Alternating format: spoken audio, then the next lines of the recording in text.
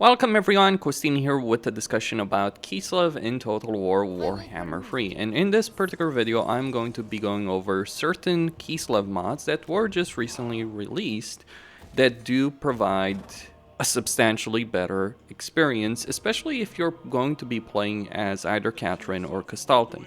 Because in the base game, there's almost really no point in playing either Katrin or Kastaltin because the supporter race just takes so long to do. And you're going to be missing out, especially if you're going to be playing Katrin, you're really missing out on the Erengrad landmarks.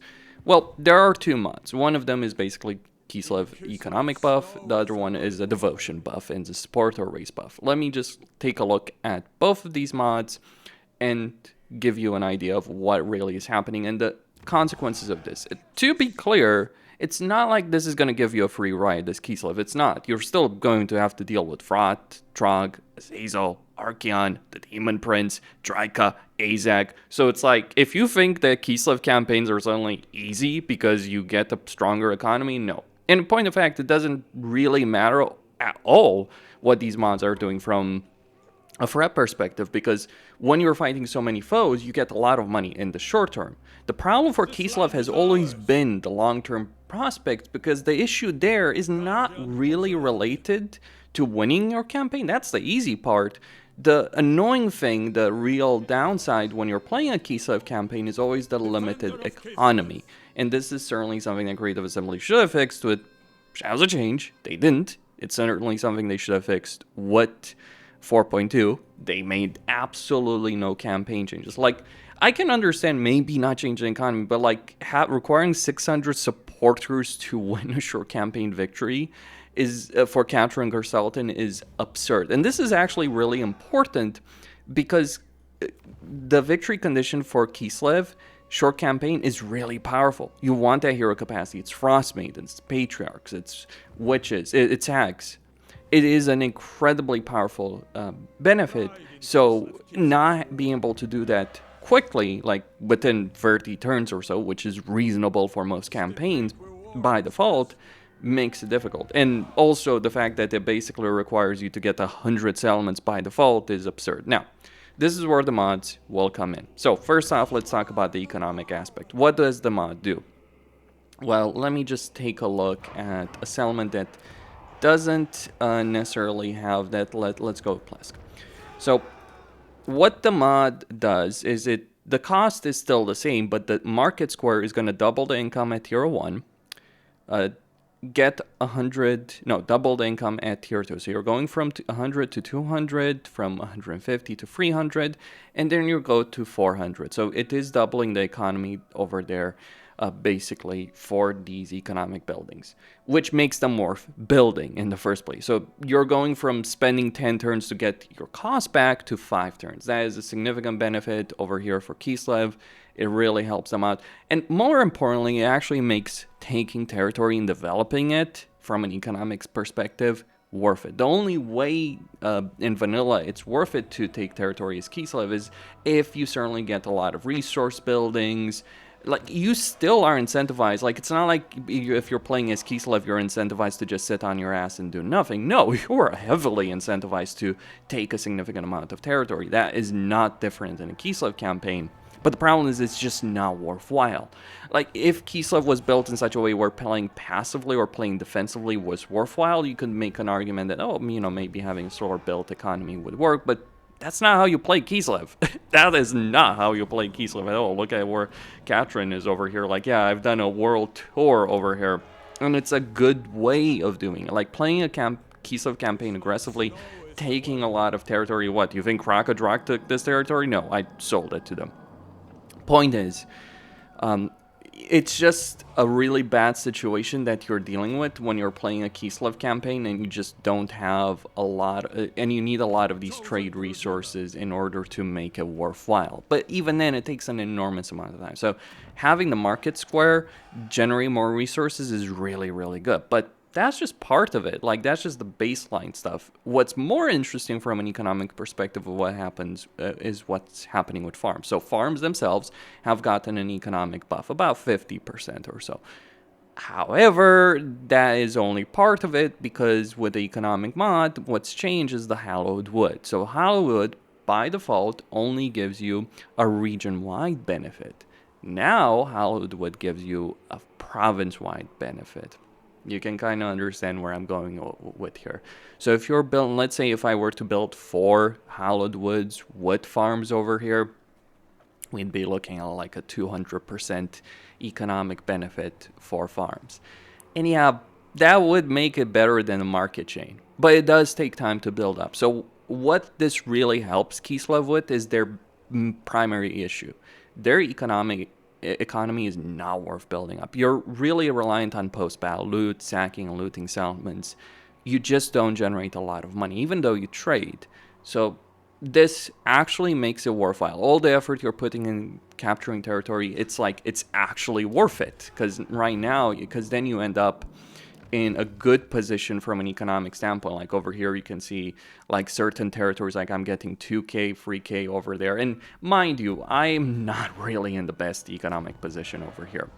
I would have liked it if the mod had also buffed the merchant guild hall. Like, yeah, I would genuinely double the income over here. Though, to be fair, you know, maybe like 50% income benefit for the stalls, markets, and all that, because it's not like you're gonna have a lot of these. And yeah, it's a building slot over here, and it just feels like the special cities of Kislev don't really feel worthwhile from an economic standpoint at all, from my perspective. One of the things was Radius or SFO, or both maybe. One of the things they do is like with these buildings, like they give a reduced benefit in the local province, but they give a faction-wide benefit. And that's pretty significant. Maybe the benefit in the local province, like in terms of construction cost. I mean, there is already a construction cost benefit faction-wide, but they give a bigger one, right? So, yeah, I would certainly buff this up maybe a bit more. And trade tariff benefit for the Grand Market, just like give me tradable resources faction-wide. Switch this out from trade tariffs to tradable resources. That would generate a lot more money and actually make the cities worthwhile and worth building that up. So economically, the economic mod makes it worth it. It makes taking a lot of territory and actually developing it worthwhile. Like over here, it's turned very free and I'm maintaining 10 armies. Now, granted, I am running bankrupt, but that's just because I confederate Kastaltin over here. So let's say, 6, 7 armies. That's a pretty good number, really. Like if I merge some of these forces together, I'll certainly solve my economic problems pretty quickly. I just confederated Kastaltin. The way I confederated Kastaltin, however, is because there's a change to devotion and supporteries. Couple of things. You can still only gain devotion from chaos, though there's already a mod that exists out there for that. So if you want to get from Skaven, from vampires, from greenskins, you can already get the mod. I'll link that as well in the description. So there's no need for an extra mod for that when one already exists that works perfectly fine. However, what the devotion mod does do is couple of things. One, while devotion cost will still increase, the more territory you will have is significantly reduced compared to the baseline experience. Like over here, I'm owning 31 settlements and it's only for 240. I think it would be like 400 or something by vanilla. So it's significant cost reduction. Because like, again, as I've stated before again and again and again, you are still in a situation as Kislev where we want to take a lot of territory. So, especially like with confederations, because you want the Legionary Lords, you want Kastaltin, you want Borosursis, hell, you might even want Osanka if you could get your hands on her. But the fact that the devotion cost, the invocation cost always increases the more territory you take, that is pretty annoying. So reducing that, and it's a significant reduction. So you won't run out of devotion. More importantly, you gain a lot more supporters from these actions. Like Urson is doubled supporters, but far more significant than that is the fact that Tor is generating 6 supporters, Daj is generating 4 supporters, Saliak is generating 3 supporters. Is Urson still the best one? Yes, and I would certainly not nerf it. Like if the mod is trying you to use Urson less in an aggressive expansionist situation, it's not really going to make that much of a difference. However, However, you can at least go with other ones. Like, I would probably not go with anything other than Urson or Dash personally, just because of the huge economic benefit. Like, I think Tor's melee attack is kind of worthless, and Celiac's, like, why do I care about growth and casualty replenishment? Like, the problem with Tor and Celiac is not just, like, even the supports. Like, Tor generating 6 per battle is actually pretty damn good. Celiac, free per character ranks when character ranks can be hard to gain. Yeah, that's not really good. I think like Celiac should be a bit higher, but really it's just the benefits are now really damn worth it at all. Like growth, you don't need growth as Kislev. You have plenty of growth structures. Then you have Tor, 5% melee attack, and Wrath of the Bear. Yeah, those just are not worthwhile benefits. So that's the problem with Tor and Celiac. Like, Urson is, useful because of the attrition, even if the AI cheats on that. But you at least, with the extra supporters, you're probably still going to push for Urson. And if you're not going to push for Urson, you might use Tor if you're fighting a lot of battles per turn and not necessarily taking a lot of territory. But if you're fighting multiple stacks, right, and not auto-resolving, like let's say you're fighting a lot of field battles one after another in a turn, yeah, it would actually be worth going with Tor, even though the benefit is not particularly great. And because you have a lower devotion cost to invoke a god, you might just switch the gods on and off. And then, go for dash whenever you're finishing construction. I think it does achieve its purpose of giving you the option of at least swapping out between the gods. But yeah, Urson is still the best from my perspective. I just feel like it's really down to like just the benefits as well. Like at this point, there is a viable path rather than just like always invoking Urson and never giving a damn about any other god. There is at least a viable path.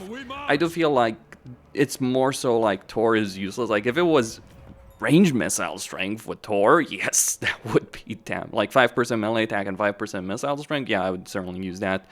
With Dash, I mean, Dash is always the best if you can get enough supporters. So I think like Dash shouldn't necessarily be buffed at all because it's already the strongest one if you are not struggling with supporters. Like if you're playing board services, you don't give a shit about invoking Urson. You invoke Dash pretty much. Maybe you invoke Urson early on to get like 50 and then just full on Dash. So Dash is fine. Tor and Celiac are just worthless, though, yeah, getting more supporters from that is useful. But it's not just supporters from the invocation, no. It's also more supporters and devotion from buildings. That's another thing to also point out. For instance, if I do have a church, I believe like the churches, or at least the special churches, have been buffed over here. So you're getting like this kind of building is never worth building, but now you get more supporters, more devotion from that. So it's actually worth potentially building it. I believe just fighting a lot of chaos and taking a lot of territory is more worth it than just building, getting other buildings. Though I didn't destroy this building. I mean, obviously it's still hero capacity for Patriarchs, but yeah, I don't necessarily have a reason to go. Like, why would you build it to tier 4? Like, if it increased hero capacity of Patriarchs even further, as opposed to just one, because it's like kind of pointless when like the main reason you're getting churches is not for the supporters of devotion. That's a nice side benefit. It's the Patriarch capacity. So why would I care to get it to tier 3? Like, I almost never build churches to tier 3. That's just my perspective. But yeah, the mod is absolutely an improvement compared to the vanilla experience. I do feel like, some of the gods could have, like, there's just not good reasons to go for the effects of Tor, Celiac, and even Urson. Like, you always want to go Dash. Though with the stronger economy, you may choose to say, well, my economy is good enough, so maybe I just want another effect. But then in that case, well, why not go with Urson? Also, I should point out, like, one of the reasons Celiac is also the best is because if you upgrade... no, not Celiac. If you upgrade Dash, you get the... you get an elemental bear summon and battles for Dash, so that's one of the reasons you want to do that. So yeah, kind of one of those situations to deal with over there, really. Still, it is a nice improvement, and it does make him more reasonable to play Katrin and Castalton, because like it's turn for free. I got Castalton, I got the free cities. Because here's the problem that happens if you're playing Katrin Castalton. It's so much slower. Like we're talking your turn 60, 70 to basically get the Confederation done. Whereas you can play either Astankia or Boris Ursus and get all 3 of them through confederations, get Prague, Kislev, Erigrad through confederations over there, through diplomacy, because you don't have this silly limitation. I don't think it solves all the issues. I think Catherine's campaign is still crap, but that's because, well, Kislev as terrain is badly designed. Like, for instance, the Kislev area is just really badly designed. Catherine's campaign is badly designed in a lot of ways. Like, you have this situation like, oh, I have to deal with this Azelfrat Trog, because if I don't, well, guess what's going to happen? Because is going to get wiped out. But at the same time, you know, at the same time, I've got Azag and Draika over here to the south, and so it's like, you got to deal with that. It's not because it's hard, it's just like the design of it, it's like, it's not particularly great still, and it's also a question of like climate and Catherine's campaign, like why I would not play her as opposed to Boris Ursus, because like Boris Ursus, you just flat out have more options. Like, why would I play a campaign as Catherine when I can play Boris Ursus and not have to deal with horrible Chaos Wasteland climate? And the supporter race, like, yeah, it's improved, but I still like would rather play Boris Ursus and not deal with it. Like, the supporter race inherently is just a really, really bad concept. And fundamentally, Catherine's faction effects and even Lord effects are just not worth a damn, from my perspective. Like, oh, you get hero recruit rank for Frost Maidens. If she had hero recruit capacity for Frost Maidens, I'd say she's worth it, but she doesn't. She has recruit rank, which, yeah, it's nice, but you have so limited Frost Maidens, it doesn't matter. Devotion for Frost Maiden actions, worthless. Control, bit of a benefit, but you get so much control for the supporter race anyway that who gives a shit? I mean, sure, you will feel the lack of control if you're playing Boris Ursus, but it's not like Kislev has a horrible level of control. They don't. They have a commandment for 4 control, so it's not really a problem. Look, the mod improves Kislev, improves the supporter race. I'd say the economic perspective makes me want to play Kislev more, so good job well done on that respect. I'd say the economy from the special cities of Kislev, like the market chain in the special cities, could be improved further.